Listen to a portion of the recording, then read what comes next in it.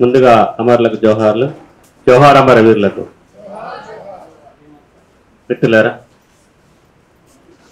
Encounter జరిగిన తర్వాత ఈ పోరాటంలో అమరులైనటువంటి వాళ్ళ ఫోటోలు వచ్చిన తర్వాత ఒకరొకరి గురించి పోలీసులు ప్రకటించినటువంటి పేర్ల మీద ఒక పరిశీలన చేస్తున్న క్రమంలో సంగీత పేరుతోని వచ్చినటువంటి మహిళా కామ్రేడ్ యొక్క మీద దృష్టి పడింది. మా తను లలిత రూపంలో ఉంది. లలిత కుల నిర్మూలన పోరాట సమితిలో దాదాపు 6-7 years వర్క్ చేసింది. హైదరాబాద్లో కుల నిర్మూలన పోరాట సమితి నిర్మాణంలో కానీ ఇక్కడ జరిగినటువంటి అన్ని ప్రజా సంఘాలకు సంబంధించిన పోరాటాల్లో బాగా క్రియాశీలకంగా పనిచేసింది. చాలా స్ఫూర్తివంతంగా పనిచేసింది. అప్పుడు పనిచేసినటువంటి దాదాపు అన్ని ప్రజా సంఘాల మిత్రులకి లలిత చాలా సుపరిచితురాలు.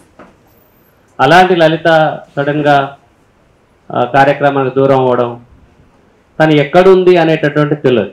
నిజానికి తన పార్టీలోకి వెళ్ళింది అనే విషయం మాధవ్ ఎన్కౌంటర్ అప్పుడు మాకు తెలిసింది. మాధవ్ ఎన్కౌంటర్ అప్పుడు రజిత, సంగీత వీళ్ళు అమరులైనప్పుడు వాళ్ళతో పాటు లలిత కూడా ఇందులో ఉంది, అవకాశం ఉంది అనేటటువంటి విషయం వచ్చినప్పుడు లలిత పార్టీలో చేరింది అనేటటువంటి విషయం మాకు అప్పుడు తెలిసిన తర్వాత అప్పటికి వెళ్ళి చూసాం. అప్పటికి ఇప్పటికి ఒకే రకమైనటువంటి విధానం. అప్పుడు దాకా వెళ్ళిన వాళ్ళకైతే శవాలన్నీ ఉబ్బిపోయి, చర్మాలు ఊడిపోయి, పురుగులు ఉలకలకు పారుతూ చాలా దుర్గంధమైనటువంటి పరిస్థితి లోపల శవాలను ఇచ్చారు. ఎవరో తెలియని పరిస్థితి. పోలీసులు ఇచ్చినటువంటి ట్యాగ్ ప్రకారం, నంబర్ ప్రకారమే ఇది ఫలానా వాళ్ళు మన వాళ్ళని తెచ్చుకోవడమే, ఇంకా ఎలాంటి అనుమానాలు లేకుండా వాళ్ళు తెచ్చుకున్నటువంటి సందర్భం ఉండే. అలా తీసుకొచ్చిన తర్వాత చనిపోయినారు అనుకున్న వాళ్ళు బ్రతికొచ్చారు. బ్రతికే ఉన్నారులే ఎక్కడో చోట అనుకున్నటువంటి వాళ్ళు చనిపోయినట్టు తర్వాత తెలిసినటువంటి సంఘటన ఆ సందర్భంగా జరిగింది. గతంలో టీఎస్ఎఫ్లో పనిచేసినటువంటి ప్రసాద్ విషయంలో కూడా అది జరిగింది. అంటే ఇక్కడ కూడా కేవలం ఫోటోలు చూసి ముక్కో కన్నో కొన్ని వాళ్ళు మొత్తం ఛిద్రమైపోగా మిగిలినటువంటి భాగాల్ని చూసి మన వాళ్ళు అనేటటువంటి ఒక ఆందోళనలోంచి జరుగుతున్న క్రమంలో మేము 2 రోజులు ఆ ఘర్షణ పడ్డ తర్వాత 3వ రోజు కొంతమంది ఫోన్ చేసి ఈమె ఖచ్చితంగా లలిత అవుతుంది, మేము తనతో 7-8 సంవత్సరాలు పార్టీలో పనిచేసినటువంటి వాళ్ళు మేము సరెండర్ అయినాం అని చెప్పి ఆంధ్ర ప్రాంతం నుంచి ఒక మాజీ ఫోన్ చేసింది. ఆమె మీకు ఖచ్చితంగా చెప్తున్నానంటే సరే కన్ఫామ్ చేసుకుందామని చెప్పేసి మేము కుటుంబానికి కూడా తెలియజేసి ఇక్కడ ప్రజా సంఘాల వాళ్ళకు కూడా ఒక డౌట్ చెప్పాం, ఇలా ఉంది తను అనుకుంటున్నారని చెప్పి. కుటుంబం కూడా చూసిన తర్వాత వాళ్ళకి డౌట్ ఉంది. 20 సంవత్సరాలు సుదీర్ఘంగా గడిచిపోయింది. తను ఇప్పుడు ఏ రూపంలో ఉందో, ఎట్లుందో, ఏ స్థితిలో ఉందో తెలియనటువంటి స్థితి, ఒక మొత్తానికి ఛిద్రమైపోయి ఏమాత్రం పోల్చుకోలేని పరిస్థితిలో ఉన్నటువంటి స్థితిలో వాళ్ళు కాదని కొందరు అవును అనేటువంటి వాదన వచ్చినప్పుడు మేము వాళ్ళకి కన్విన్స్ చేసింది ఏంటంటే మనం వెళ్దాం, కొంత శ్రమ తీసుకొని అక్కడి దాకా వెళ్తే చూసినప్పుడు ఫోటోలో చూసిన దానికి నేరుగా చూసిన దానికి కొంచెం తేడా ఉంటుంది. తను కాదని తెలిస్తే సంతోషమే కదా, అందుకోసమైనా మనం నిర్ధారించుకోవడానికి వెళ్దామని వెళ్ళాం. పోలీసులు ఈ అవకాశాన్ని కూడా ఇవ్వలేదు. చనిపోయిన వాళ్ళు మన వాళ్ళు అవునా కాదా, ఖచ్చితంగా మన వాళ్ళు చనిపోయారా లేదా నిర్ధారించుకునే అవకాశం కూడా ఇవ్వలేదు. నిర్ధారించినటువంటి కామ్రేడ్లకు సంబంధించినటువంటి విషయం ఒకటైతే, నిర్ధారించకుండా ఉన్నటువంటి వాళ్ళు కొంతమంది ప్రతి ఎన్కౌంటర్లో కనీసం 2-3 శవాలైనా సరే గుర్తించబడకుండా పోలీసులే తగలబెడుతున్నటువంటి స్థితి ఉన్నది. ఇప్పుడు కూడా 3-3 అలాగే చేసినట్టు మనకు తెలుస్తున్నది. ఇంత నిర్లక్ష్యమైనటువంటి వైఖరి, వాడు ఉల్లంఘనల మీద ఉల్లంఘనలు చేస్తున్నప్పుడు దాన్ని ఎదుర్కోవటంలో మనం రోజు రోజుకి బలహీనపడుతున్న పరిస్థితి మనకి వచ్చింది.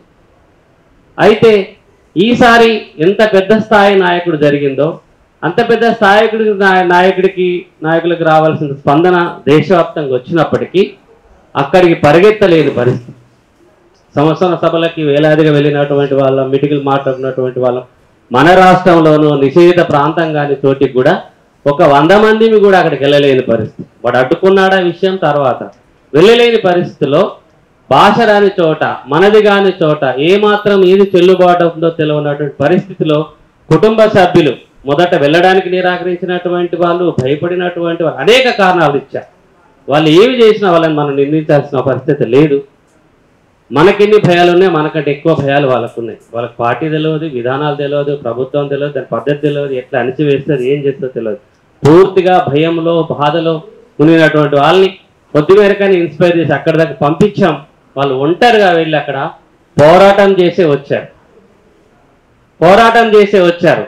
ఒక రోజు, 2 రోజు, 3 రోజులు చూసి 4వ రోజు, 5వ రోజు చివరికి ర్యాలీ చేసి, నిరసన చేసి, కొట్లాడి, దెబ్బలాడి, వచ్చిన భాషలో మాట్లాడి చివరికి ఒక ఆత్మగౌరవాన్ని ప్రకటించే వచ్చారు. వాళ్ళు నువ్వు ఇవ్వకపోతే మేము మాత్రం సంతకాలు పెట్టాం, మా అంగీకారంతో నువ్వు కాల్చినట్టుగా మేము మీకు ఆ అవకాశం అయితే ఇయ్యమని చెప్పేసి వాళ్ళని ప్రతిఘటించి ఒక నిరసన తెలియజేసి వచ్చినందుకు నేను వాళ్ళకి నిజంగానే విప్లవంగా తెలియజేస్తాను.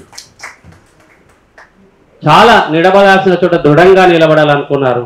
ఏ బిడ్డలైతే ఎందుకు వెళ్ళినారా దారిలో అని చెప్పి బాధపడ్డారు, ఎందుకు పోయినని చెప్పి వాళ్ళు అనుకున్నారు.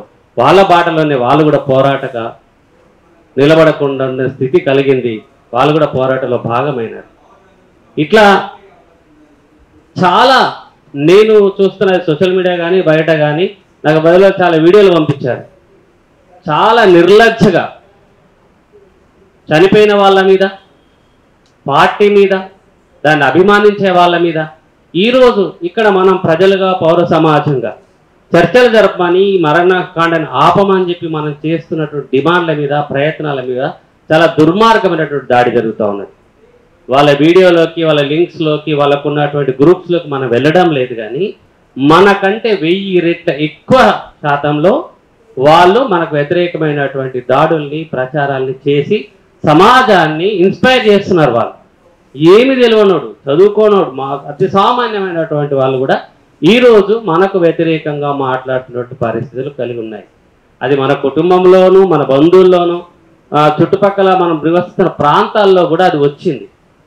కాబట్టి దీన్ని ఎంత పెద్ద ఎత్తున విస్తృతంగా మనం ప్రజల్లోకి తీసుకెళ్ళగలుగుతాము. ఈ మొత్తం క్రమంలో వాడు ఆదివాసులకు సంబంధించిన వాళ్ళ మీద జరుగుతున్న హననం కానీ, వాళ్ళకు హక్కుల హననం కానీ, అక్కడ ఉన్నటువంటి 5th షెడ్యూల్లో జరుగుతున్నటువంటి దుర్మార్గాల గురించి కానీ, ఆ ఖనిజ వనరుల దోపిడీ గురించి కానీ, అది ఏ దేశానికి కొల్లబెడుతున్నాడు, ఏ దేశానికి దోచిపెడుతున్నాడు, ఏ చట్టాలను ఉల్లంఘించి పెడుతున్నాడు అనేటువంటి విషయాల్ని కనుమరుగించడం కోసం మావోయిస్ట్ అనేటటువంటి దాన్ని ప్రధానంగా ముందుకు తీసుకొస్తా ఉన్నాడు. దాన్ని తీసుకొచ్చినటువంటి వాళ్ళు తుపాకుల మీద, హింస మీద, రాజ్యాంగం మీద చర్చ చేస్తూ ఉన్నారు. వాళ్ళు చేసేవన్నీ తప్పని వాళ్ళకి తెలుసు. తప్పునే ప్రచారం చేయడము, ప్రజాస్వామికమైన విషయాన్ని అప్రజాస్వామికం చేయటం అనేటటువంటి, న్యాయమైన విషయాన్ని అన్యాయం చేయటం అనేటటువంటి, న్యాయంగా పోరాటం చేసేటటువంటి వాళ్ళని, ప్రజల పక్షాన ఉన్నటువంటి వాళ్ళని అసాంఘిక శక్తులుగా, ప్రజల ముందు దోషులుగా నిలబెట్టేటటువంటి దుర్మార్గమైనటువంటి కుట్రలు జరుగుతూ ఉన్నాయి. వాటిని తిప్పికొట్టడం కోసం మనం ఎంత బలాన్ని కూడగొట్టుకొని ముందుకెళ్తామో అలా వెళ్ళడం ద్వారానే నిజంగా ఈ పోరులో ఒరిగినటువంటి అమరులకు మనం ఇచ్చేటటువంటి నిజమైన నివాళి అవుతుంది. కనుక మాతో పనిచేసినట్టు, మాతో ఉండి ప్రజల పట్ల అమితమైనటువంటి ప్రేమని ప్రదర్శించి తనకు తానుగా నిర్ణయించుకొని విప్లవోద్యమంలో అమరులైనందుకు నిర్మూలన పోరాట సమితి కార్యకర్తగా తననైతే మేము చాలా గర్వంగా, గొప్పగానే చూస్తున్నాం. ఆమె చేసిన దాని గురించి మేమేం బాధపడటం లేదు. కనుకనే మళ్ళొక్కసారి నిర్మూలన పోరాట సమితి తరఫున ఆమెకి, మిగతా వాళ్ళందరికీ కూడా అమరులకు జోహార్ తెలియజేస్తూ ఈ పోరాటాన్ని ముందుకు తీసుకెళ్లడం కోసం, ఈ ఆపరేషన్ కాగారును ఆపడం కోసం, ఈ చర్చలు జరిగేదాకా జరిగేటువంటి కార్యక్రమంలో అందరూ కూడా బాగుండాలని నిర్మూలన పోరాట సమితిగా మీకు ఖచ్చితంగా భాగవతమని తెలియజేస్తూ థ్యాంక్ యూ.